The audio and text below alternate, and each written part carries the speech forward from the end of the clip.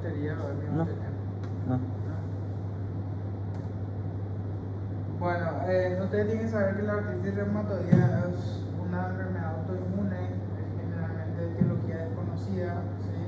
Que se caracteriza por causar inflamaciones crónicas de las articulaciones, ¿sí? Entonces, generalmente la artritis reumatoidea produce inflamaciones crónicas de las articulaciones, ¿sí?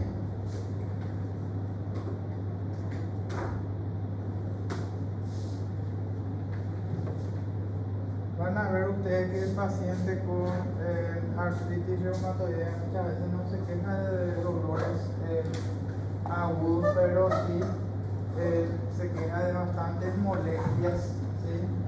¿Por qué le digo bastantes molestias? Porque generalmente la artritis reumatoidea van a ver que es una poliartritis, ¿sí? Es una poliartritis que afecta varias articulaciones. Es una poliartritis simétrica a la de insidiosa, que lleva a la deformidad y destrucción de las articulaciones. ¿Por qué llega a la deformidad y destrucción de las articulaciones? Porque produce erosiones óseas. Erosiona el hueso. Generalmente, gente, van a ver que su curso es intermitente, es lo que les está hablando, está caracterizado por periodos de remisión y periodos de actividad, ¿sí? Y afecta principalmente a la membrana sinovial y al cartílago, ¿sí? Muchas veces ustedes pueden tener también pacientes en los cuales la artritis reumatoidea es de comportamiento extraarticular, ¿sí? Y puede afectar diversos órganos del sistema. Esto es menos frecuente, el comportamiento extraarticular de la artritis reumatoidea, evidentemente es mucho menos frecuente que la afectación de los huesos y las articulaciones que estamos más acostumbrados en ver en la artritis reumatoidea, ¿verdad? Generalmente el diagnóstico, cuando ustedes tienen sospecha de artritis reumatoidea, muchas veces el diagnóstico es bastante sencillo. ¿Por qué le digo que es bastante sencillo? Porque se caracteriza por la presencia de factor reumatoideo o también de anticuerpos, el famoso anticuerpos antinucleares en sangre, ¿sí? Entonces, gente, si ustedes tienen sospecha de artritis reumatoidea, ustedes pueden hacer el diagnóstico no solamente clínico, sino también el diagnóstico laboratorio. ¿Está? Entonces, el famoso factor reumatoideo y el anti-CCP que le pedimos a los pacientes, ¿sí?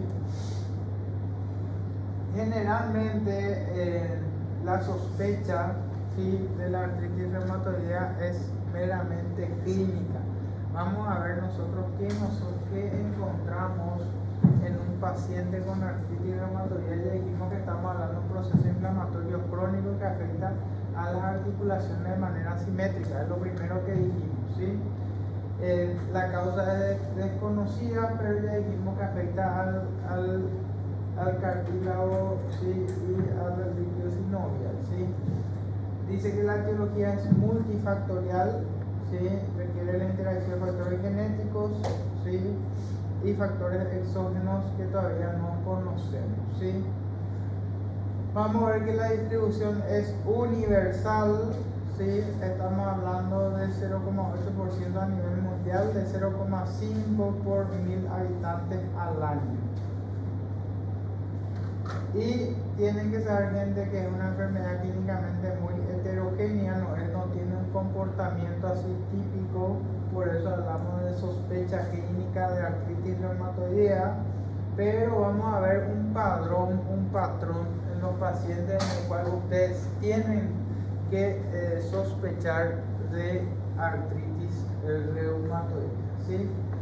Generalmente van a ver que las mujeres son las más afectadas por la artritis reumatoidea. La proporción es de 3:1, ¿sí? Por cada 3 mujeres, un varón, o por cada un varón, 3 mujeres son afectadas por artritis reumatoidea. La edad es entre 25 y 55 años. Y el tabaquismo está entre los factores de riesgo bien establecidos, ¿sí? Asociados a enfermedad seropositiva, ¿sí? Entonces tenemos el tabaquismo como un factor predisponente para una de las enfermedades, ¿sí? Como ustedes ya saben. Y vemos que la genética, existe una asociación genética entre la artritis reumatoidea y la presencia de una variante del HLA, de un alelo del gen HLA-DRB1 que se puede encontrar en los pacientes con artritis reumatoidea, ¿sí?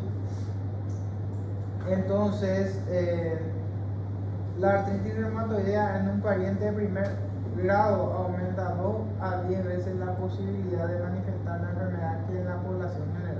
Entonces el factor genético también se encuentra dentro de las probabilidades. O sea, si usted tiene mamá, papá con artritis reumatoidea, usted tiene probabilidad o posibilidad de también desencadenar o de tener artritis reumatoidea con el tiempo, ¿sí? Ojo con ese dato de valor, ¿sí?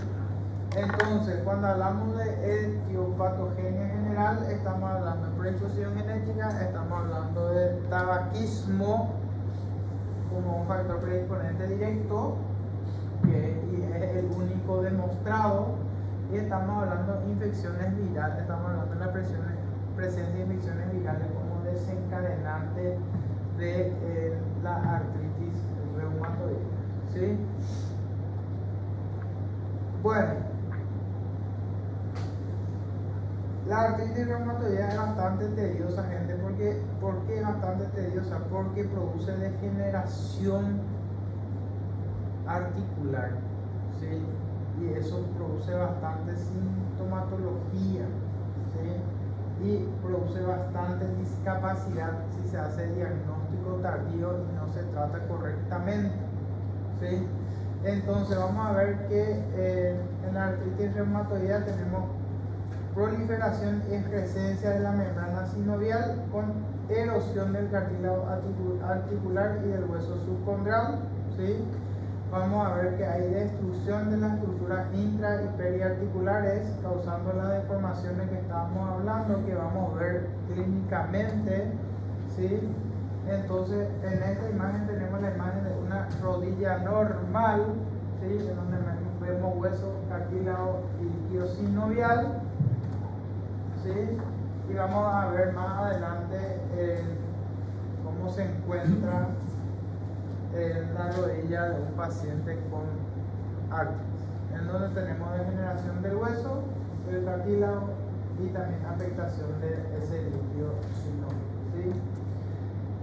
Y generalmente tenemos forma de inicio de la artritis reumatoidea, ¿sí? Tenemos un comienzo insidioso y también tenemos pacientes con comienzo agudo de artritis reumatoidea. Lo más frecuente es ver pacientes con un inicio insidioso. Entonces acá habla de la forma de presentación más frecuente, con un patrón de inflamación articular aditivo, ¿sí? Añadiéndose ya nuevas articulaciones ya inflamadas. Y después tenemos la de comienzo agudo, ¿sí? Que de inicio agudo como una poliartritis simétrica afectando dedos, muñecas, codos, hombros, cadera, rodilla, tobillo y articulaciones del pie. Puede ser discapacitante, especialmente en pacientes mayores. Entre el comienzo agudo y comienzo insidioso, lo que más vemos es comienzo insidioso, y tienen que saber ustedes que generalmente dentro de la forma de inicio de la artritis reumatoidea vemos que tiene un comienzo monoarticular, y cuando hablamos de comienzo monoarticular vemos que se presenta en articulaciones de mediano o gran tamaño, como hombro, rodilla, ¿sí? A tener en cuenta eso, ¿sí?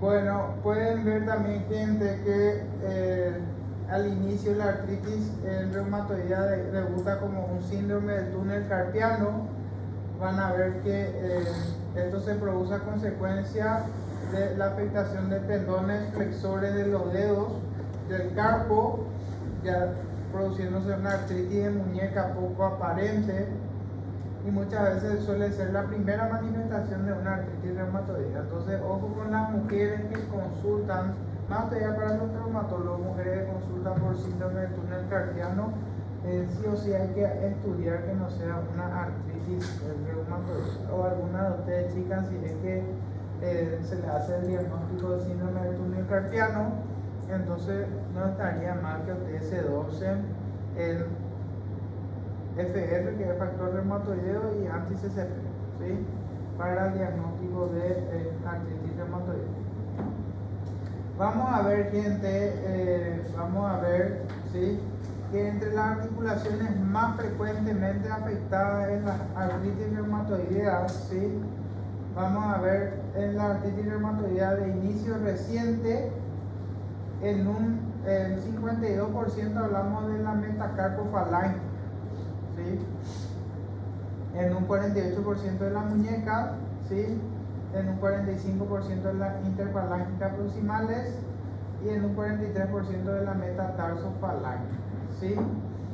Y después tenemos hombro, rodilla, cadera, codo, con menos porcentaje, ¿sí? Y en la artritis reumatoidea tardía vamos a ver que vemos otra vez en la mano y las muñecas, que son las más afectadas por frecuencia, ¿sí?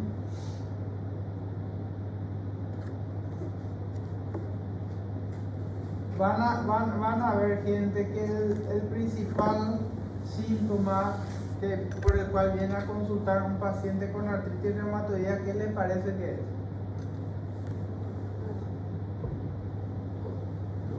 En etapa temprana viene a consultar por dolor, generalmente se va a consultar con el traumatólogo por dolor, ¿sí? Y en etapa tardía, ya en etapa tardía van a ver que se va a consultar por deformaciones óseas, ¿sí? Entonces, van a ver que el dolor articular, ¿sí?, es el principal síntoma, y el aumento del volumen articular principal signo. Y después ya vamos a tener presencia de deformidades óseas. Pero las deformidades óseas no se dan de un día para otro, tiene su tiempo de evolución. ¿Está? Entonces, gente, ustedes tienen que saber que otra característica de la artritis reumatoidea es la presencia de rigidez matutina. Entonces habla de rigidez matutina de más de 1 hora de duración, ¿sí? Mayor duración indica mayor intensidad del proceso inflamatorio, ¿sí? ¿Qué significa eso? Famoso. El paciente le dice que cuando se despierta, ¿sí?, cuando se despierta, él amanece con rigidez de las articulaciones de la mano.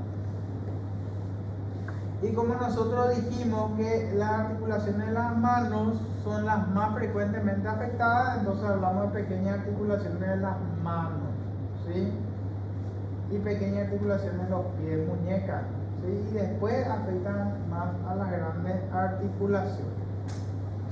Y hablamos del calor local también. Entonces, que no le llame la atención, o sea, que les llame la atención, ¿no? Que le llame la atención si viene a consultar a un paciente con dolor articular, pequeñas articulaciones, ¿sí? Está afectación principal simétrica, estamos hablando de ambas manos, simétrica, tiene que ser simétrica, ambas manos, ambos pies, ambos codos, ambas rodillas, ambos hombros, ambos, simétrica. Y más todavía si viene a consultar con ustedes por afectación, dolor de los dedos, y él le describe que él presenta una rigidez al despertarse. Que le llame la atención, síndrome de túnel carpiano en la mujer en etapas temprana de la vida, paciente entre 25 y 50 años, que le llamen la atención. Bueno, entonces acá ya tenemos una imagen en donde una imagen de una paciente con artritis reumatoidea. Ya esto ya es una etapa tardía. Hablamos de cuando el paciente presenta deformaciones óseas, nosotros ya estamos hablando de una etapa tardía. Entonces tenemos gente de tumefacción, ¿sí? De forma simétrica con posterior desvío cubital de los dedos, subluxaciones y prominencia ósea. Vamos a ver que en una etapa tardía tenemos una deformidad en ojal del pulgar, tenemos desviación cubital de las articulaciones metacarpofalángicas y tenemos la deformidad en cuello de cisne de los dedos. Se le puede poner en el examen cualquiera de estas características y se le pregunta en qué enfermedad ustedes encuentran esto. ¿Sí? Entonces, famoso la deformidad en ojal, ¿sí? Y famoso la deformidad en cuello de cisne de los dedos. Y también la desviación cubital. ¿Por qué? Porque se va hacia los dedos se van hacia el cúbito. Etapa tardía de la enfermedad. ¿Ya estamos? Bueno, vamos a pausar 5 minutos y después continuamos. ¿Está bien?